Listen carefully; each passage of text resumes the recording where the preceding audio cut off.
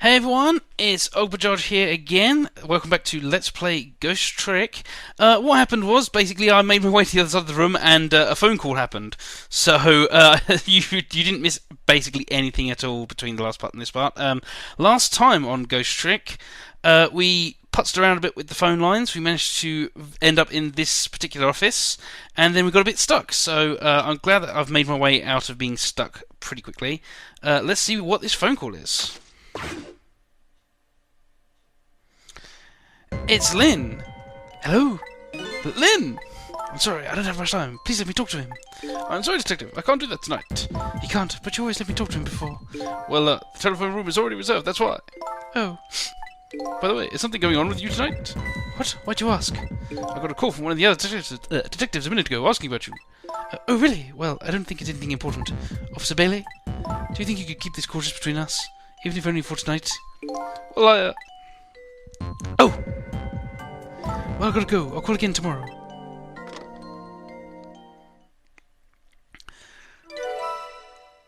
Well, that was what we need to do. Wait for that phone call and get this particular phone number. Oh boy, well I guess I better call the detective division. We get another phone call, blimey.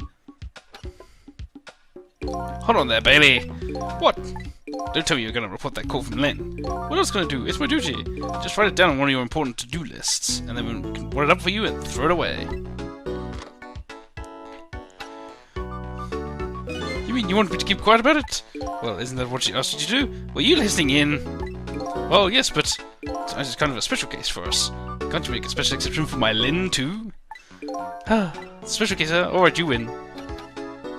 Okay, I guess we're not getting that extra call. But we are going to hit this thought bubble. I don't know what they think is special about tonight, but for me, it's my only night. Lynne is on the other end of that telephone. I'd better hurry. I think that's a good idea, so let's go. And let's find out where Lynne ended up, actually.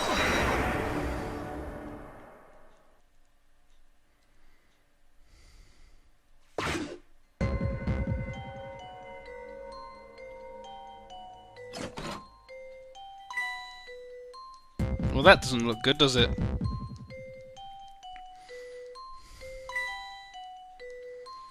Lynne! Lynne! Oh, why couldn't it have been me instead? I'm used as a police officer. It should have been me. It looks like she's dead. We better not touch her. I gave him a voice last time. I've forgotten what it was. I'm sorry. Anyway, yeah, I did say get used to seeing her die tonight. This is death number 3, I think. Who did this? Who shot Lynne? Hey, excuse me, mister. You're talking to me? This room. There aren't any other exits besides this one, are there? Do you see one? Then how did... Must have one of those mysterious locked room murder cases on our hands. One of the cases where the murderer vanishes into thin air in a vacuum. Just go find a real detective. I'll keep watch here.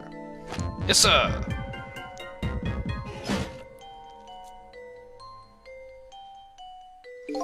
What a terrible turn of events. So now, locked room murder, eh? Things never get dull for our redhead.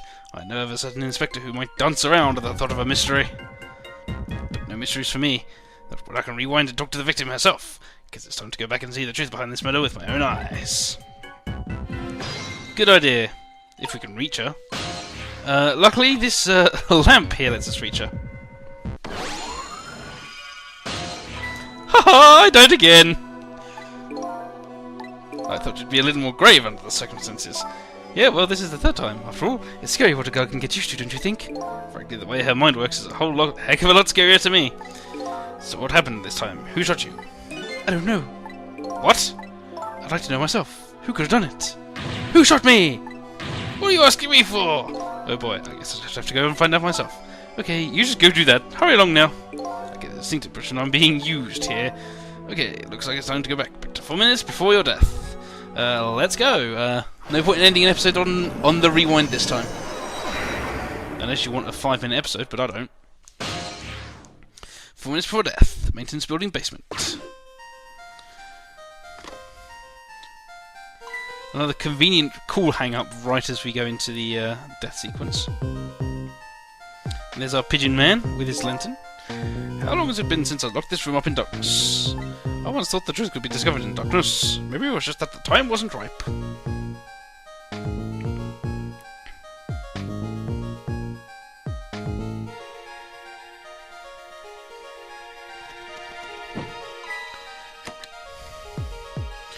Well, it looks like our man was right about her hiding in that tiny little space there.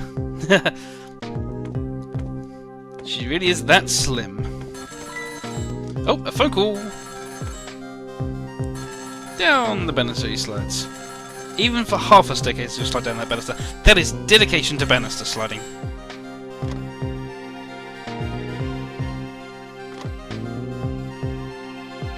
Oh, it's from upstairs. He hung up. Oh, kettle got him. That's that spout that we opened and closed earlier. I imagine that will come in rather handy at some point.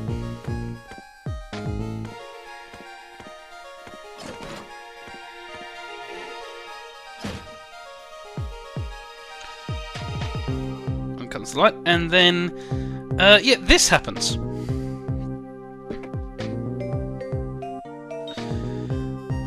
Very complicated machine.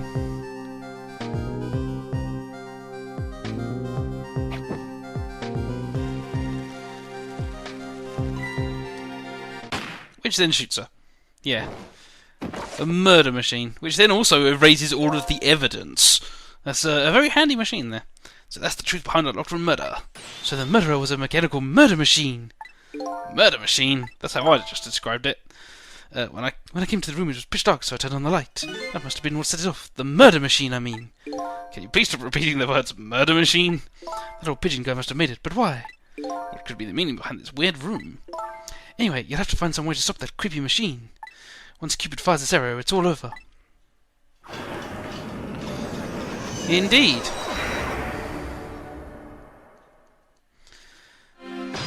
So let's have a look. What can I actually do from here?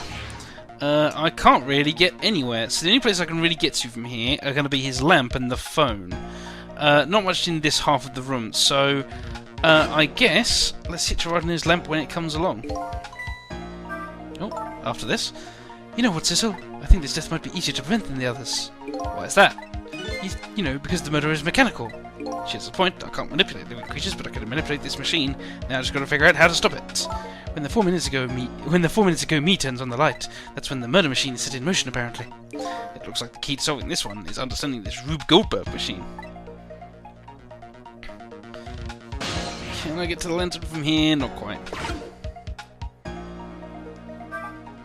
How long has it been since I locked this room up in darkness, etc., etc.?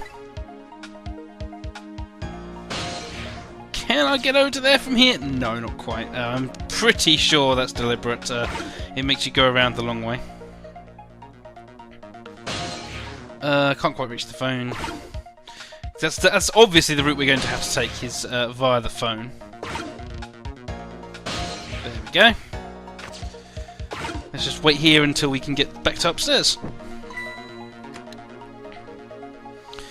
Which will be a little while, because we've got to witness him going halfway up the stairs and back down the stairs again. How did you manage to cram yourself into that tiny elevator? I've always liked small, cramped places. Whenever I see a little hole or crevice, I always feel like crawling in.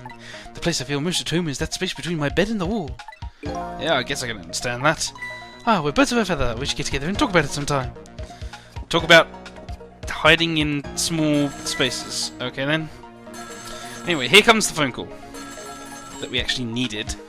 If you remember, we were actually able to get to that machine from above before.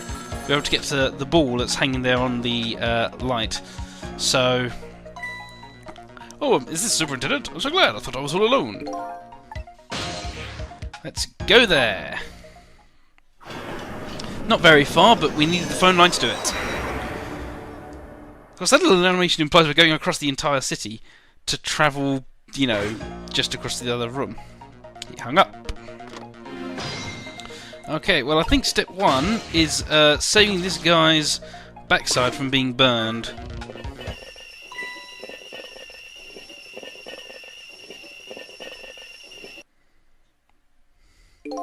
Then run away, the detectives yelled at me, the old pigeon man ignored me, and then the kettle nearly scared me to death. My life is in complete shambles. That's gratitude for you. We were just trying to warn him with the kettle whistle. Would you prefer getting scolded by the steam? Well, at least his fate was changed a bit. That's good anyway. That's an excuse to give us a checkpoint, of course. But more importantly, we can now get down to here. And to this ball. Now, we can't really go anywhere from this ball, but you remember the ball actually started moving when the machine was set off. So we're going to have to wait for the machine to be set off, and then, well, see what we can do from there. Luckily, we don't have to wait very long. Time till death. Yeah, she said it would be easy, but this one is far from easy. There's lots of timing involved in this one, I think.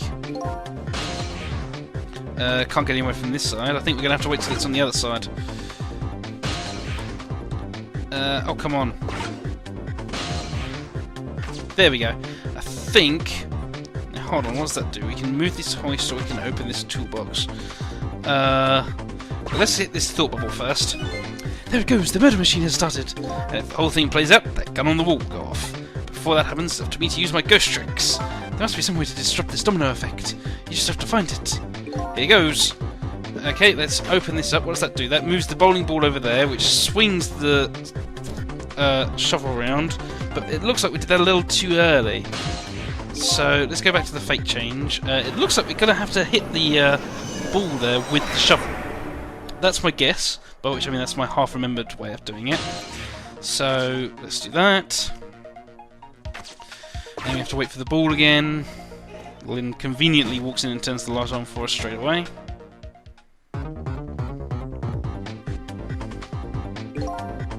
Just in that. There we go. Okay. What is moving this hoist to do? Not much. Okay, let's try. I think about now is a good time to do it.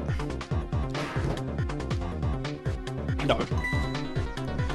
Hey, that was pretty good just now. Maybe if we want a putting green.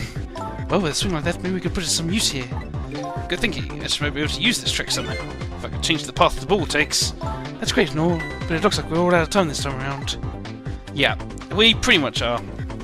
Not sure what the hoist does for us. But Lynne died. Yeah, as I said, this isn't an easy one. Time's up. The key to this murder machine is that cheeky little Cupid who fires the arrow. If only we could get that ball to fly over and hit him. Yes, maybe that would stop our little Mr. Cupid. Guess I better rewind the clock again. Yep. No point in going from the beginning. The fate change really is all you need on this particular one. So let's keep trying. As I said, this is not an easy one. Lynne was lying to us when she said it would be easy. So ideally, we want to sort of get down a bit further from here. Maybe we can stay inside the ball and see what happens. I mean, this is just trial and error, kind of, but every time you try something, if you do something wrong, it tends to sort of give you more information. So I kind of want to get down there, but we're a bit too high. Okay, there we go. So I think I remember that's a balance toy. Let's quickly examine that. Oh no, this toy, the wheel spins and moves down the pool. Hey look, there's a thread attached to it. It loops around the clock and it's tied to the frame the gun is in. And it seems to be connected to a fiery Mr. Cupid as well. This toy seems to be the heart of the entire mechanism, but inertia is surprisingly powerful. I can't spit it into motion. So yep, I remember needing to open this door. And now I think I set the shovel off. Oh, I set it off a little too early. Well, nothing I can do now. Let's watch Lynne get shot. Again. Bang. Oh dear. I've got the right idea, I just got the timing off, I think. The key to this murder machine is the cheeky little Cupid. So yeah, that little door at the bottom opening, that will probably change the ball's course if we hit it with the shovel.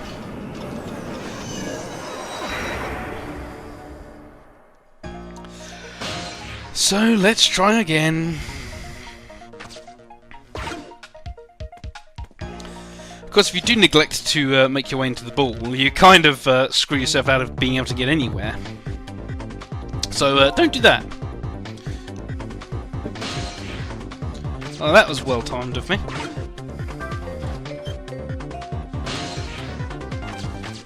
Okay, let's wait now.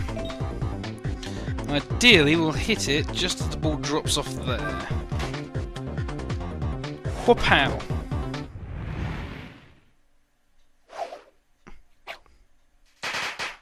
Bang! That was a blinder of a shot. What just happened? It looks like your future just got a whole lot rosier.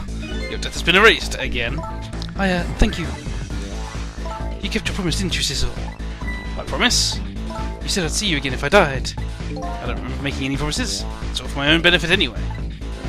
Fate averted. What could this room be all about? I can't imagine. Those things that went off at the end, they were party poppers, weren't they? Party poppers? I have no recollection of what they are, but that's no surprise. The party poppers, the gun going off. It seems familiar somehow. I'll leave that part of the puzzle to you. I have my own puzzle to figure out. Well, shall we go back now? Back to your new present? Indeed we shall.